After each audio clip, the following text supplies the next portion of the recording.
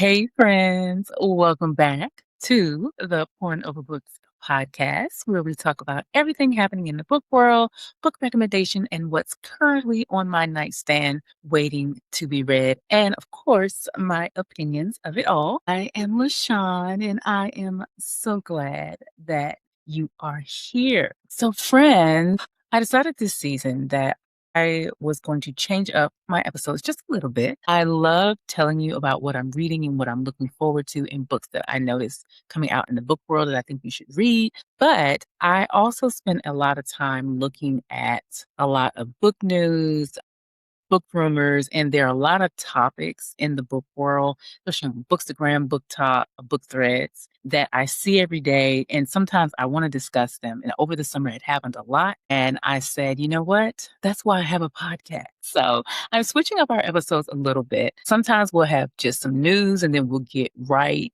to it. And then sometimes we'll have a bit of news, a deep dive on a topic that I'm thinking about on Instagram or wherever I see it. And then we will, of course, always talk about what I'm reading or what I've read in any books that I want to talk about. So today's episode is going to be like a combination of all three. I've got a bit of news, just a little bit, but it's something that I think we should talk about, and a great deep dive topic. And then I will chit chat with you about what I'm currently reading and what I'm looking forward to. So first, I've got a little disclaimer about this episode. If you saw the title of the episode, then you know where I'm going with this. This episode, friends, is a little spicy. We're talking about sex in books. We're going to use some explicit language. We're going to use some grown ass language. And we're probably going to say some things that you might not want, say, your mother or small children to hear. So maybe put your headphones on or save this one from when you are alone. Okay? All right, friends, let's get started with some exciting news from Libro FM. You know, I love Libro FM for my audiobooks. As a longtime lover of it for my audiobooks, I was so pleased on Friday when Libro FM announced that in just a few months, subscribers will be able to enjoy ebooks along with the audiobooks in the app. I'm really excited for that. So, all while still supporting your chosen independent bookstores, which is one of my favorite things about them. So, how is that going to work? They say that they're going to have Libro Sync, which means that when you have both the audiobook and the ebook on Libro, you will be able to toggle between the two of them or follow the text while you listen, which is immersive reading, which is a great feature. They also will have flexible credits that can be used to purchase audiobooks and ebooks will be able to be purchased a la carte, just like you can purchase audiobooks a la carte. So the thing I love about Libro FM is that you don't necessarily have to have a membership. You can just go on there and buy a book like however you want and just listen to it if that's what you want instead of having a monthly membership. Member benefits will also include exclusive ebook offers and ebook advanced reader copies in addition to advanced audiobook copies for those who are part of the bookseller and influencer program. So that's kind of cool since I am one of the people in that program. I love it, love it, love it. Anyway, no word on if there will be a price increase or what the pricing structure will look like for now. I expect some type of increase because, it is more. It's more bang for your buck. So we'll see. Either way, I'm really excited about this and I cannot wait until it is available. And now, friends, now that I've got that little bit of news out the way, let's move on to our main topic of the day. This is the explicit part of the episode, just in case you didn't know. Just to give you, here's your chance. Here's your chance. And that was your last chance. Okay, so I need us to have a conversation about the word smut because apparently, according to the internet, if two fictional people take their clothes off at any point during a, let's say, 300-page romance novels, congratulations, you have read smut. But to quote a famous movie/romance book, I do not think that means what you think it means. Book, in case you want to know, is The Princess Bride. Anyway, because that is not how this works. Because if a book has one sex scene on page 347, let's say, out of 400, Is that smut? Or if the characters spend 350 pages falling in love and then have one very detailed chapter together, is this smut? Or if they're having sex every 5 chapters, hell, every chapter, but there's also an actual plot, what do we call that? And if sex is the plot, then what are we calling that? You see what I mean? These are all different things, but they have all been categorized as smut. So, I mean, if we're going to agree that not every romance book with sex is automatically smut, which that is my premise, that is what I believe, then I think that we need a better way to talk about the differences. Because there's a huge difference between a book that fades to black and a book where sex is happening throughout the entire story. I mean, because there is a huge difference between a book that fades to black and a book where, you know, the main character is having sex with a minotaur every other page. You see what I'm saying? So I think that there are a few things that determines where a book falls. Like, how often does the sex happen? How much of it actually happens on page? How descriptive is it? And most importantly, I think, how important is the sex to the actual story? Because I think these are nuances that matter when we throw around the word smut. So, in my own life, I've come up with 5 levels of spice, I call it. Now, let me be clear. This is completely subjective. This is not an official rating system. There is no little committee somewhere deciding whether or not, you know, the book you're reading is a 3 or a 4 spice level. This is just my way of making sense of what we're talking about when we say a romance book is spicy, steamy, or smutty. Especially in terms of this podcast going forward, I will be using this scale when I review romance novels so that you will know, you know, based on what spicy level I give it. Like one of the podcasts I love calls it a chili pepper. But what spice level you get, I'm calling it a jalapeno. Whatever jalapeno you get, that will help me going forward when I categorize books. So for each one of these categories, I'm going to give you a description and then some examples of books that I think fall into these categories. Maybe I'll write this up and put this somewhere. But since I literally thought about this morning and hit record, give me a little bit of grace and a little bit of time. Also, I'm going to be using spice instead of smut because I kind of hate the word smut. I literally cannot stand it. Okay. So let's get into the 5 spice level or this 5 jalapeno levels. I like jalapeno levels better. Yeah, 5 jalapeno levels. And let's start at the very bottom of the spectrum with level 1 jalapenos, which I call the sweet romance. These are books where the romance is really the focus, but sexual intimacy is usually like implied, it's off page. There's that this is the fade to black one. This is your closed door romances. Maybe there's some kissing. There's probably some heavy making out without describing actual body parts. But when things are about to get interested, we as the audience leave room. So it's like the characters know what happened. We know what happened. We're just not invited to the 2-person party, you know, and that's kind of pisses me off. This is not my favorite flavor of romance, but there is nothing wrong with that. I personally just need some action on the page. It is very rare that I like a closed door romance, and usually it's because I read it by accident. So despite the fact that I avoid these like the plague, like I said, I accidentally tend to read them. For example, when I'm going to give you some examples of these books, one of my must-buy authors, Abby Jimenez, had a book come out this spring on The Night We Met. You could call it a slow burn, which is what I thought I was getting based on the premise and based on reading the entire story. I was waiting for my payoff, but it ended up being a fade to black / closed door situation. And surprisingly, I wasn't mad at it. It was unusual for her. It was an unusual departure for her because her previous books, there has always been sex on the page. But it worked so much for this book. And now that I think back on it, I kind of get why she did that because of one of the tropes in there. And I was a little mad at first that I didn't get my payoff, but ultimately it really worked for this particular book. And sometimes that is the case. Another example is anything by Katherine Center, but I'm thinking specifically The Bodyguard. And what was the book she had last year? Whatever that was, all of her books usually are closed door. And another reason why I don't read them. And for something really sweet, go for The Cheat Sheet by Sara Adams. It's really cute. It's really sweet. And it's closed door. Okay? So that's some suggestions if that is your flavor, if that's what you like. But if you're ready for a little bit more spice, let's move on to level 2 jalapeno level. And this is what I love to call the slow burn, which is actually my personal favorite type of romance book. This is the one that has maybe 1 or 2 sex scenes, and they're usually some fooling around. How do you put it? Some dry humping, something.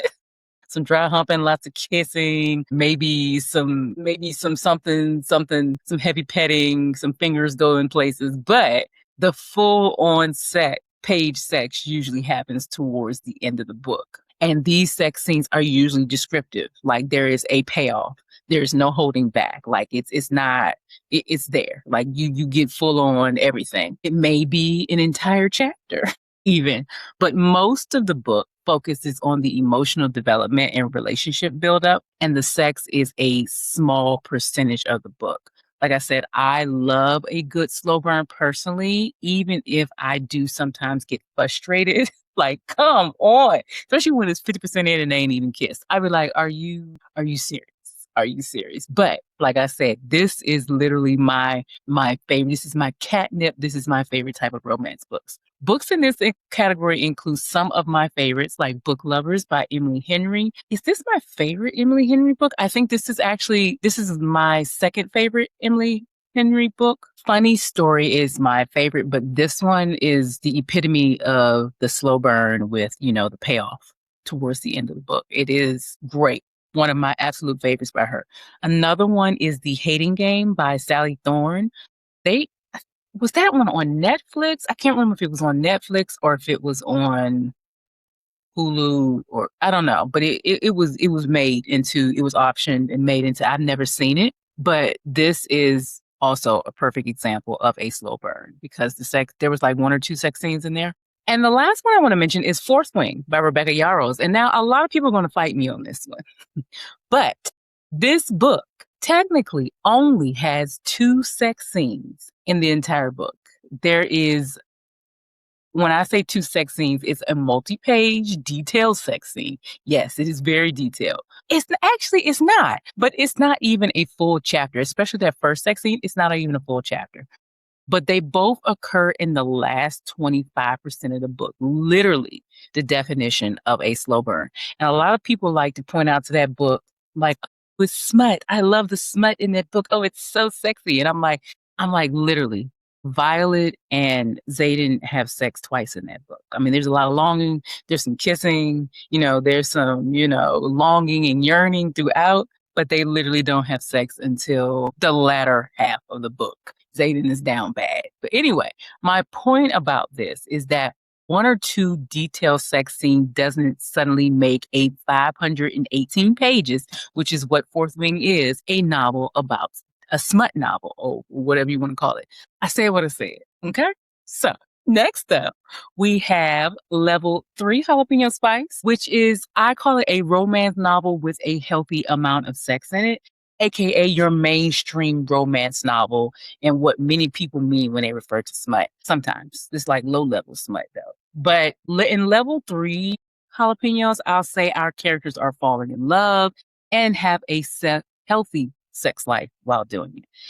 Like real life. There are multiple on-page descriptive sex scenes, and the sex usually supports the romance rather than becoming the primary story. Examples of this will include almost any classic Nora Roberts romance. But if you need a great example, I would say Northern Lights, which is my absolute favorite. The Witness, I think that's like my second favorite. No, it's not my second favorite.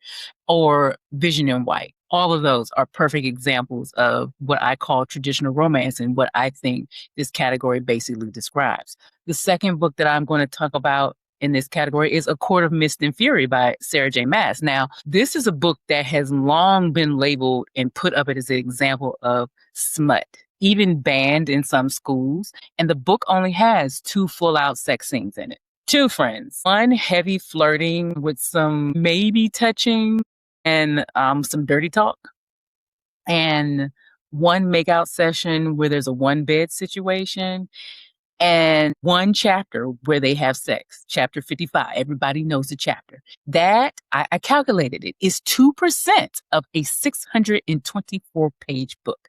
And I'm always trying to decide how that book got labeled as smut when there is literally 1 big sex scene. There's 1 at the beginning there are 2 sex scenes in that book. Let me correct myself, because there's 1 in the beginning with like the character we thought she was going to be with, but the big payoff is like a slow burn almost. And that one is a detailed sex scene. And it's literally 2% of the book.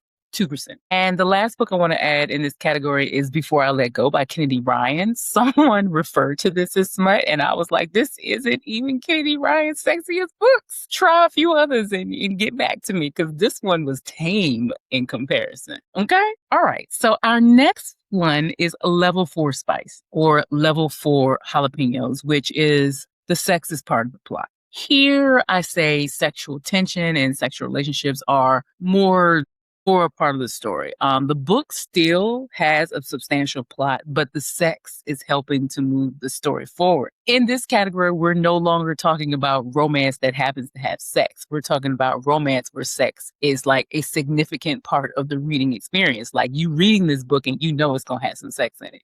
You know it's going to have a lot of sex in it, and you are expecting that experience and you're going to enjoy it. Personally, this is what I call a spicy romance when I recommend it. But in my head, it's just a romance book with more sex. I literally could care less. If I start one and I get a little more than I bargained for, then I'm pleasantly surprised and I keep it moving. I keep it reading. Some examples of this: Real by Kennedy Ryan. I'm just going to say read it. Just read it. Only for the Week by Natasha Bishop.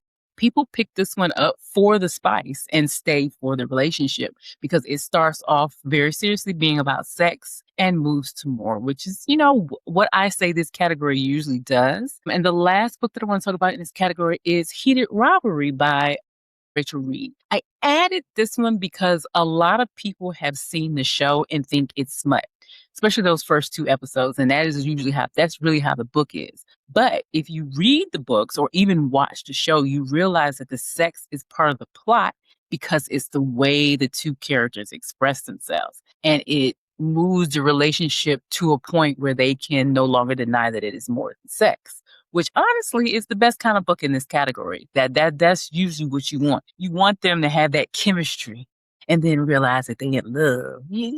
It's just chef's kiss, and why that is one of my favorite series. Actually, not the whole series, but we'll get into that another time. And this category is probably where the romantasy smut conversation gets particularly interesting, because readers often use spicy romantasy to describe books in this category. I think this is where books like A Court of Silver Flames comes in by Sarah J. Maas, which the way those 2 characters communicated was sex. Gild by Raven Kennedy, if you've read like the first page of that book, you know what I mean. But yes, that's that. And now, friends, we have reached the level 5 jalapeno peppers, which I have categorized as erotica and extreme spice. Now, let's talk about this one. The primary purpose of the book in this category is sexual exploration, or usually some fantasy. This is usually a category where the sex content isn't just like one element of the story. It is the majority of the reason for the story to exist in the first place. Like, the story exists so that the characters can have sex. And even though I don't really like this word smut overall, when I personally hear someone say something is smut, this is the category in the type of book that my mind thinks of. But my question is, does that mean that a lot of people think that every level 5 spice book is the same? And that is that is a no. You can have erotica in this category. You can have dark romance. You can have monster romance. You can have wide choose. You can have BDSM romance. You can have taboo romance. You can have romanticies with extremely high spice. And those can all be completely different plots, tones, and for completely different audiences. Some books in this category may also include darker themes, taboo scenarios, or other elements that appeal to, let's say, niche audiences. But to be clear, dark romance itself can exist anywhere in levels 3 to 5. There are several dark romance books that I did not include that can easily fit into 3 and 5, depending on how it's written. Examples of this category, this level 5, extremely hot category for me is Enigma by C.M. Barnes. If you have read the first couple of chapters of that book, you know exactly what I mean. Kiss of the Basilisk by Lindsey Straub. I will never read that book again. I mean, some books you read and you're saying to yourself, I can't believe what I'm reading. This was this book for me, and I had to read it for a book club, and I was clutching my pearls the whole time. And Lights Out by Navessa Allen, which had some themes for me that were a little out there, but I listened to this one and it was hilariously deprived. That's all I can say. Check the trigger warnings for these and read the descriptions and the reviews carefully before you pick one of them up. And I say that with all books that in this theme and in this category. But anyway, all jokes aside, what I really want everyone to get from today's episode is that the genre, which is romance, tells us what kind of story we're reading, and that the spice level tells us how much sexual content is going to be in the book, and that these two are completely different things. Okay? I want us to remember that and not to generalize and group everything together as one big smut party, because, friends, not everything is as smutty as you think it is. Okay. So that's enough about everybody else's sex lives. Let's talk about what I am currently reading. I'm currently reading 2 books. For my physical book, I am currently reading The Poet Empress by Shin Tao. I think I mentioned this in the last episode. Let's talk about the premise again, just in case you missed it. A desperate peasant girl named Wee enters the brutal inner court as a concubine to a violent prince to save her starving family. Trapped in a looming civil war, she must secretly learn to read and master forbidden poetry magic to survive and orchestrate a reckoning. I am about 50%, I think, through this. And even though I went into it thinking it was a romantasy, I'm starting to think that it's not. In fact, I know that it's not. Because frankly, I don't see who she could have a romance with. The main male character is, let's say, traumatized. That's a nice way to put it. And I'm just learning now the extent of his trauma, and he is very cruel. And usually if you know me, I love my morally gray characters down. I love these men who have had a hard life that turns them into, like the bad guy. But in this case, I don't see any redeeming qualities about him. And I suspect he is not interested in our main character anyway, which I'm waiting for that to come to pass because there are clues. But I'm only, like I said, 50% in, and stuff is starting to happen. So we will see. I am intrigued, greatly intrigued. It's really good. If nothing, this is a great high fantasy book, I think. And if it does turn out to be romantasy, it will be on the low end of our spicy scale. I'm talking level 1 because I don't think anything is going to come from the page from what I've learned so far. But I don't even mind really because the political intrigue is excellent and the story itself is just really, really good. It's really intriguing.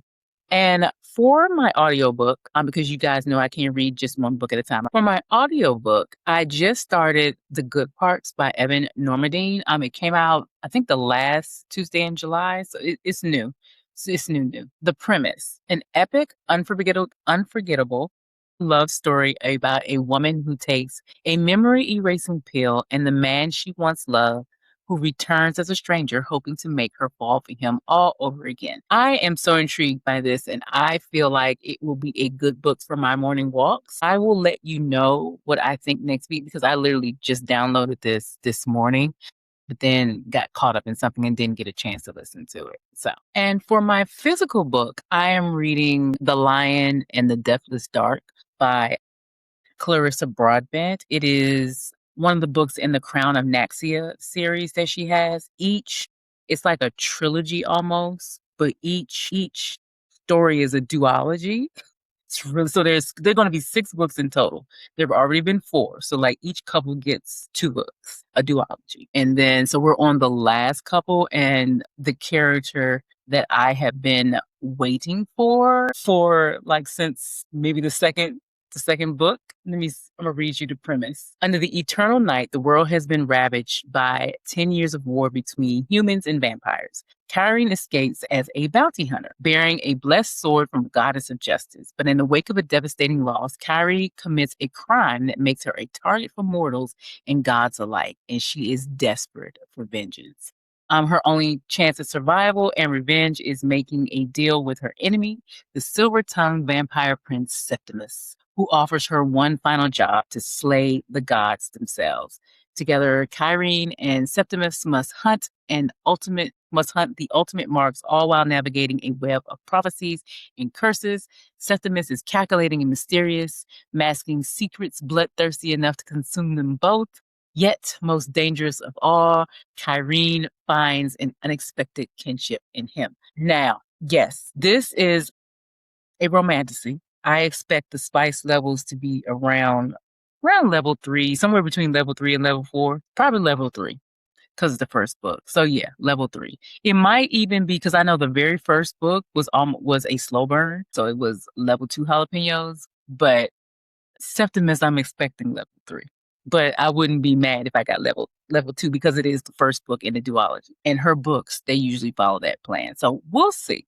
But that is my physical book because yeah, I usually keep 3 books going at once. Yeah, and I keep track of all of them because it's one thing I want to do. I started a book journal this year. This summer I started a book journal. I decided that I really wanted to make my reviews a little bit more cohesive. And sometimes I always remember my books, and especially, but most of the time I have to get all the details down. I have to write them down immediately and write my reviews immediately. But I love having this book journal because it helps me keep notes, and it helps me to get my thoughts down as I read them, and to remember parts that I want to remember. And it's just lovely. So I love having my little reading journal here. It's cute. It's cute. Anyway, okay, friends, that is all we have today. As always, if you enjoyed listening, I'd love it if you would follow me on Apple Podcasts or your favorite podcast platform. And if you have a minute, please think about leaving a review on Apple Podcasts or sharing the podcast on social media. It helps us to grow and find other bookish friends. If you'd like to connect with me, you can email me at pouringoverbookspod@gmail.com. And you can also connect with me over on Instagram or TikTok at LaShawn Wilkes, and just DM me and tell me what you think. That is all, friends. So I will talk to you next week. Bye bye.